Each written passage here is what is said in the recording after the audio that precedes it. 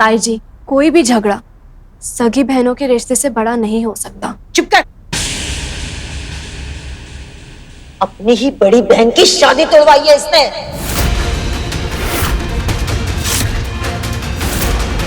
निरंजन का रिश्ता मेरे लिए आया था।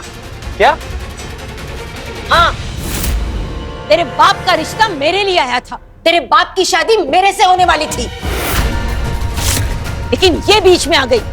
इसने मेरा पत्ता साफ कर दिया और खुद का नंबर लगा लिया। झूठ मत बोलो दीदी, मैंने कुछ नहीं किया था। इन्होंने मुझे पसंद किया और माँ पिताजी ने मेरी शादी उनसे करा दी। तू तो शट अप ही हो जा। नहीं तो लॉटरी लगा ली, खुद शादी कर ली चांद जैसे चेहरे वाले निरंजन से, और मुझे मिला चांद जैसे सर वाला अलग। हमारे जितने गुण मिलते थे ना, उतने तो उनके सर पे बाल भी नहीं थे। माँ जी, आप बुरा मत मानिएगा, पर मेरा तो बरसों से ये सोच के सर चकरा रहा है कि एक ही माँ के दो बेटे हैं, एक के इतने बाल और दूसरा शाकाल। दीदी, अलग भाई साहब आपके पति है, आप अपने पति के बारे में ऐसे कैसे बात कर सकती है? ओ हो, कैसे तुम बड़ी इज्जत करती हो उनकी। भूली नहीं हूं मैं अब तक। कविता कुछ भी इतनी आसानी से नहीं भूलती। सबके सामने उनके जन्मदिन पर उन्हें कंघी गिफ्ट की थी, वो भी एक नहीं, पूरा का पूरा सेट। कितना हंसे थे सब कुछ याद है मुझे। दीदी, मैंने आपसे कितनी बार कहा है, मुझे नहीं पता था कि अलग भाई साहब विग पहनते हैं। तू तो शट अप ही हो जा। तू अच्छे से जानती थी कि वो विग पहनते हैं, पर उनकी बेइज्जती मैं कभी नहीं भूलूंगी। कविता, अब गड़े मुर्दे उखाड़ना बंद कर। बहुत तंग कर लिया तूने सविता और निरंजन को। अब ये केस का किस्सा खत्म कर। केस तो मैं वापस नहीं लूंगी, ये बात तो फिक्स है। और ये केस तो सिर्फ एक बहाना है। मैं तो बस इससे अपना हिसाब बराबर करना चाहती थी। मेरा पति तुझे मुबारक, और ये घर, ये तो मैं लेकर ही रहूंगी।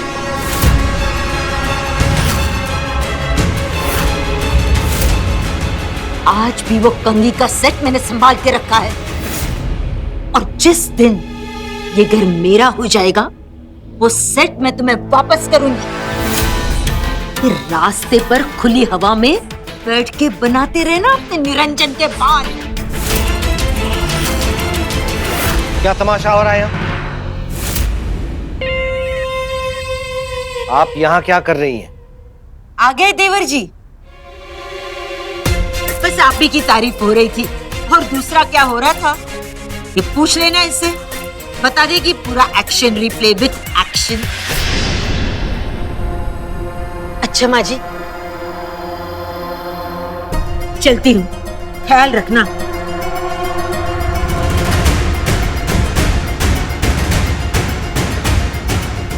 मिलते हैं फिर कोर्ट में, हमेशा की तरह।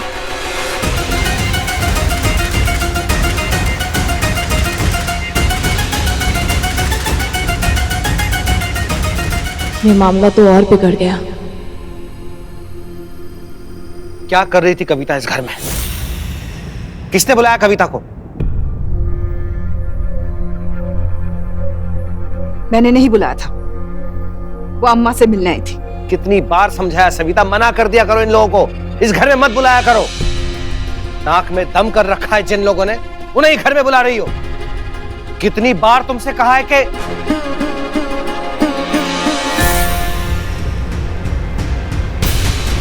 Mummy, mummy mummy, mummy Savita,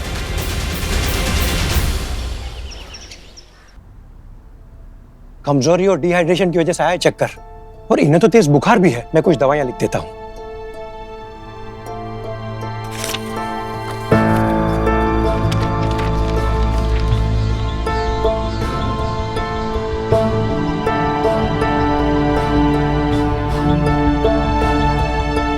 देखिए, दवाई तो मैंने लिख दी है, लेकिन उसका भी कोई फायदा नहीं होगा अगर ये खाना नहीं खाएंगे। सो प्लीज इनका ध्यान रखिए और जल्द से जल्द इन्हें कुछ खिलाइए, वरना तबीयत और बिगड़ सकती है। मैं चलता हूं।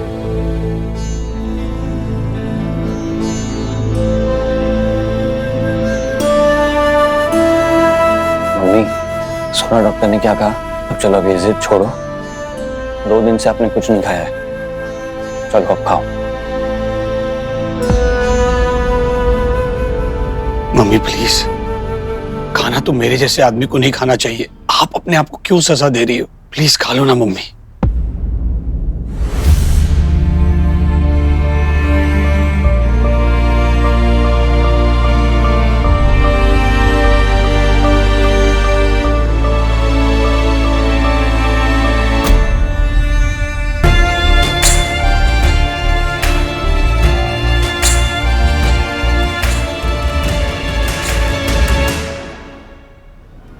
मैं देखता हूं कैसे नहीं खाती है।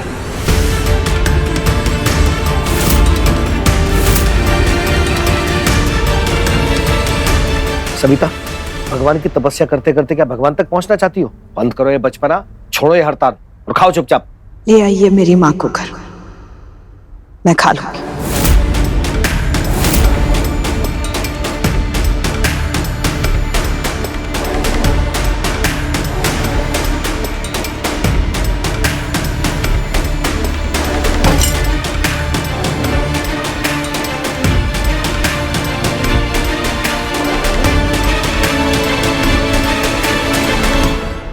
नहीं वत्स, मैं सविता को ऐसी स्थिति में नहीं देख सकती। एक माँ अपनी बेटी को बिना अन्न जल के कैसे देख सकती है? मैं समझ सकता हूँ माँ आपकी मनोस्थिति। इसी कारण आपने भी तो सुबह से कोई भोग ग्रहण नहीं किया है। जब मेरी प्रिय भक्त इतने कष्ट में है तो मैं कैसे कुछ ग्रहण कर सकती हूँ? और मैं ऐसे मूक बनकर नहीं देख सकती।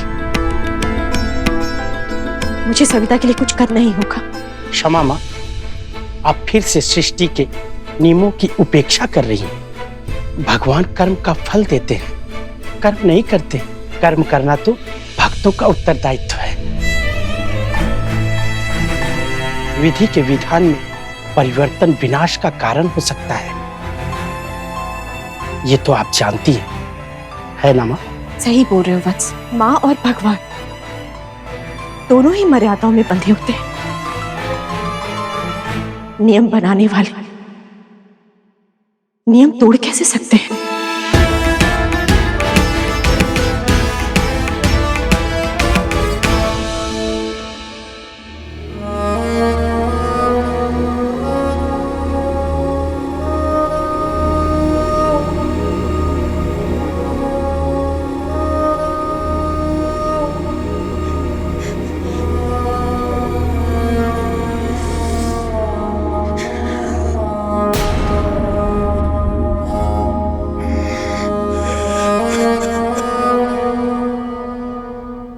अब आंसू बहा के क्या होगा?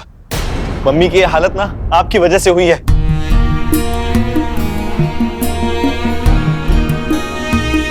वैभव,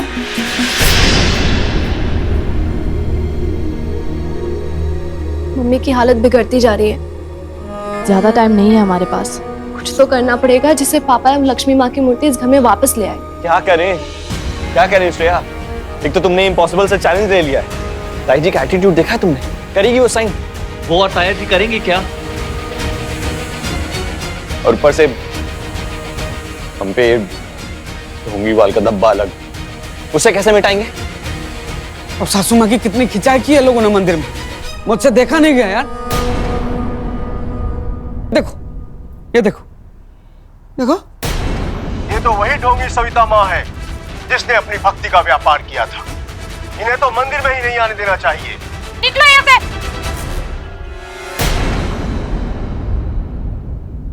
जीजा, आप वहां पर खड़े खड़े ये सब कुछ रिपोर्टर की तरह रिकॉर्ड कर रहे थे? ये तो हम कब से रिकॉर्ड कर रहे हैं।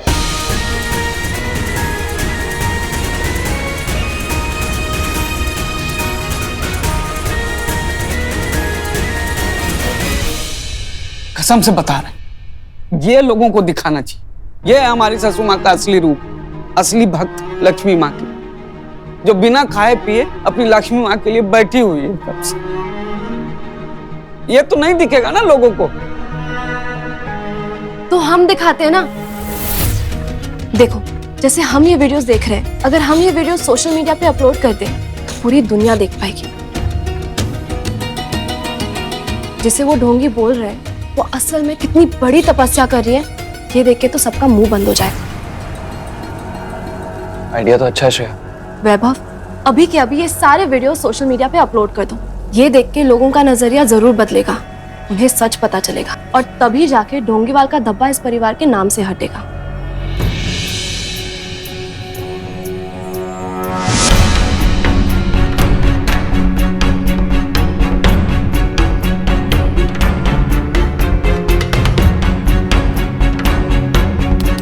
श्रेया, ये आइडिया तो अच्छा है और काम भी कर सकता है, पर घर का क्या? वो तो प्रॉब्लम अभी तक सॉल्व नहीं हुआ है। अब सीधे सीधे ट्राई करके तो देख लिया भैया, अब हमें कुछ हटके सोचना पड़ेगा। एक आइडिया है मेरे पास, लेकिन वो आइडिया थोड़ा टेढ़ा है, हमें थोड़ा टेढ़ा तरीका अपनाना पड़ेगा। अरे गुरु, आपने कभी सीधा सोचा भी है? इसलिए तो ज्योमेट्री में हमेशा फेल हुए हैं। सीधी लाइन भी टेढ़ी निकलती है इनसे। ये है तोशनीवाल परिवार का नटवर लाल। तो जीजे, इस नटवर लाल का फायदा उठा लो। अगर मेरे फ्रॉड की वजह से हम इस मुश्किल में फंसे हैं, तो मेरे फ्रॉड की वजह से हम इस मुश्किल से बाहर भी निकल सकते हैं। मतलब आज तक सिर्फ लालच की वजह से मैंने ये सब झोलझाल किए, लेकिन आज कुछ अच्छे काम के लिए मैं झोलझाल करने की बात कर रहा हूं।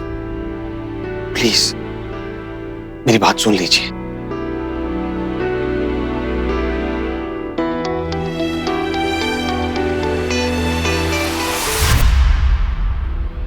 अलग ताऊजी से पेपर साइन करवाने का मेरे पास एक बहुत अच्छा आइडिया है, और जीजे, इस आइडिया को आप अंजाम दोगे।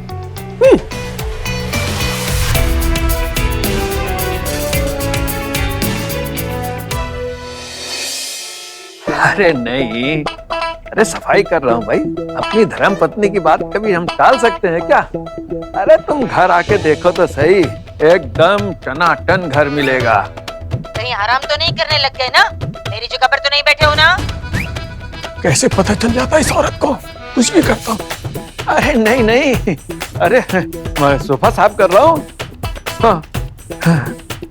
Okay, see you, bye.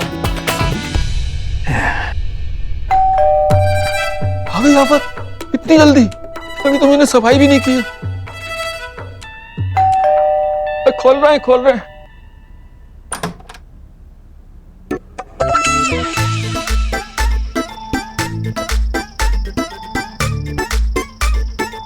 आप कौन? मैं हाउस टैक्स डिपार्टमेंट से हूँ। इस घर के मालिक को बुलाइए। जी। अरे मालिक तो हम ही हैं। अलग तोशनीवाल आप ही? बाल नहीं, वाल। हाँ, बाल तो ऐसे भी नहीं है तोशनीवाल साहब। हाउस टैक्स डिपार्टमेंट से ऑफिसर वर्मा, आपसे कुछ बात करना है ताऊ जी। तो जी बात करें? हाँ, आइए, अंदर आइए, बैठिए। अरे क्या कर रहे हो भाई साहब? ये क्या कर रहे हो? ये कहाँ बैठ रहे हो? ये हमारी पत्नी की कुर्सी है, इसके ऊपर हम आज तक नहीं बैठ सके, आप कहाँ बैठ रहे हो? अरे कहीं भी बैठ जाइए, बस इसको छोड़ दीजिए आप। बताएं। अजीब हालत है भाई। अरे भाई साहब, अरे यहाँ कहाँ बैठ रहे हो? अरे तो आपने तो कहा कहीं भी बैठ जाइए, क्यों मजाक कर रहे हैं आप? अरे तो कहीं भी बैठे, मतलब चाय कहाँ रखेंगे? श्रेया, हाँ, जीजा पर भरोसा तो कर लिया है, पर ये कर पाएंगे कि नहीं? डोंट वरी भैया, पहली बार आपका खुराफाती आइडिया किसी अच्छे काम में यूज हो रहा है। अच्छा ही होगा।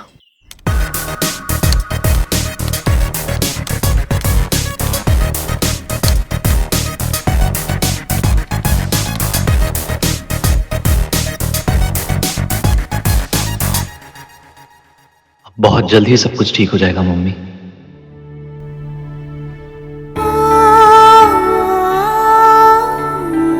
जय लक्ष्मी माँ, जय लक्ष्मी माँ, जय लक्ष्मी माँ।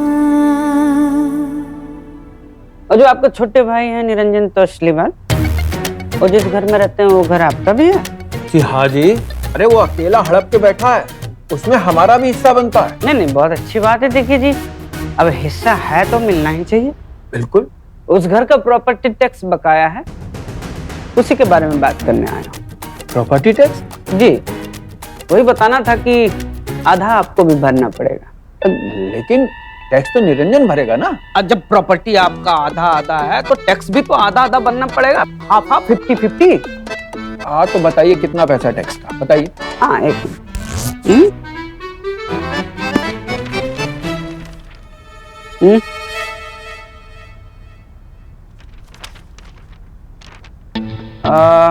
टोटल अमाउंट है 3,000। अरे ये तो मैं पत्नी से पूछे बगैर ही भर दूंगा। वेट 3,33,373 रुपए 33 पैसे। क्या? जी, 3 लाख? 3,33,373 रुपए 33 पैसे। बहुत सालों से पेंडिंग है प्रॉपर्टी टैक्स आपका, ये तो भरना पड़ेगा। ये सिर्फ आपका हिस्सा है, बाकी मैं निरंजन तोषलीवाल से ले लूंगा। अरे इतना टैक्स देंगे तो पत्नी हमें मार देगी। हमें टैक्स नहीं दोगे तो जेल जाना पड़ेगा भाई। नहीं जी, जेल नहीं, जेल नहीं। क्या नहीं? चूज वन, टैक्स भरो या जेल जाओ।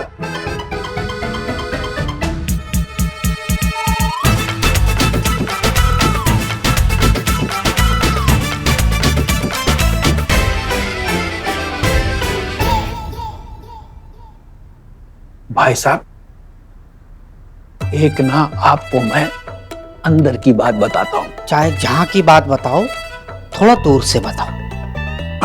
बताओ। वो क्या वर्मा जी, बात यह है कि उस घर पे हमारा कोई हक है ही नहीं। वो क्या, हमारे पिताजी ने ना निरंजन के नाम मकान कर रखा है, लेकिन हमारी पत्नी जो निरंजन की वाइफ है ना, वो उनकी बहन है, उनकी बनती नहीं है। बस उनको परेशान करने के लिए हमने केस कर दिया। अब उस घर पे हमारा कोई हक नहीं है। अब जो प्रॉपर्टी टैक्स बनता है वो आप निरंजन से लीजिए। क्या समझा? समझे? ये सिंपल है जी। इसके लिए तो ऑफिस में एक प्रूफ करना पड़ेगा कि इस प्रॉपर्टी पे आपका कोई हक नहीं है, कोई लेना देना नहीं है। चलिए, इस पर साइन करिए, बाकी मैं संभाल लूंगा।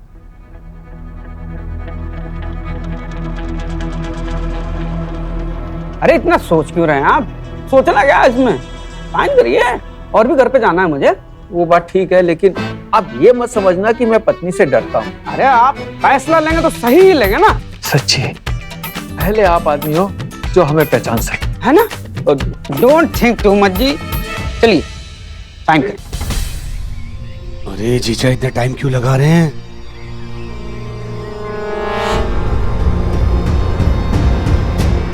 रोहित और सविता की बहू, ये दोनों यहाँ क्या कर रहे हैं?